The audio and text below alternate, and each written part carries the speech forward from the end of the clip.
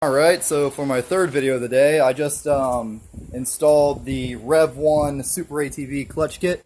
You can see the nice shiny little new clutch weights. This clutch was pretty screwed up because it's been filled with water 10 times. So I disassembled everything, cleaned it well, put some anti-seize on some key spline locations that were pretty rusty. I didn't want to put any oil anywhere, right, because I don't end up slinging around and get on the belt, but I did clean everything very well and put a tiny few drops of gear oil on like the roller pivots and oiled the actual rollers on top with PB Blaster and then blew them out with air pressure. So hopefully I didn't cause any problems, but I got everything pretty clean. It was very nasty in here. Helix looked okay. So that Rev 1 clutch kit comes with the primary, secondary spring, and then adjustable weights. You might be able to see if I hold the phone just right. Probably not. There's 3 different size holes you can put different bolts in.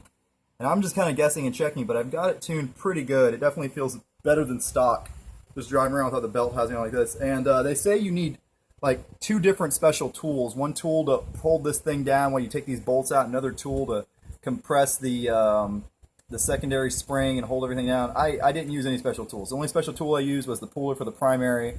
Put this together with my hands, torquing them down appropriately. Very easy. This, I did have to stand on it to put those torques in the back. So I stood on it, put in 2 of them, put it on the bench, Loctite in the other 2, and then I just went, back and forth across, tapping with a hammer to get everything lined up right. It worked fine. I didn't have any special tools, and I'm not sure the special tool would have saved me any time. It probably would have taken longer to set up, and everything worked. So pretty good clutch kit. Definitely gonna play with the tuning with the weights and the adjustments, but it whips the donut around my backyard a lot better than it used to. So I'll take it out on the trail tomorrow and just see how I like it. It also seems the engagement, I got it tuned with engagements pretty low, which is what I want because I have a 67% gear reduction, so I'm geared really low. And most people put a clutch kit to put more stall and get a more aggressive RPM ramp. I did the opposite.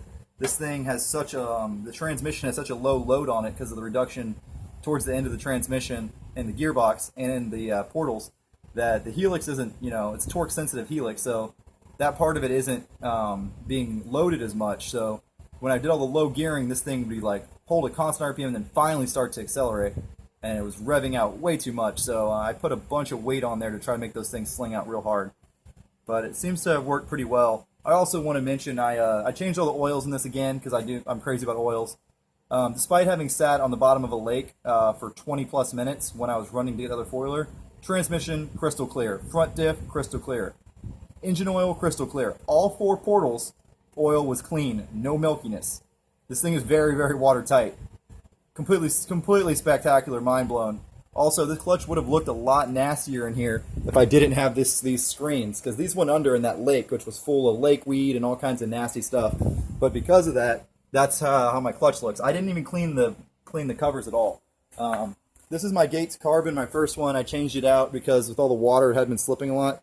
Really doesn't look too bad, but you can see some, what are they called, hourglassing or whatever. It's got some wear on it. Always change that foam gasket whenever you do one of these because they're cheap and it'll save you from getting water in your belt.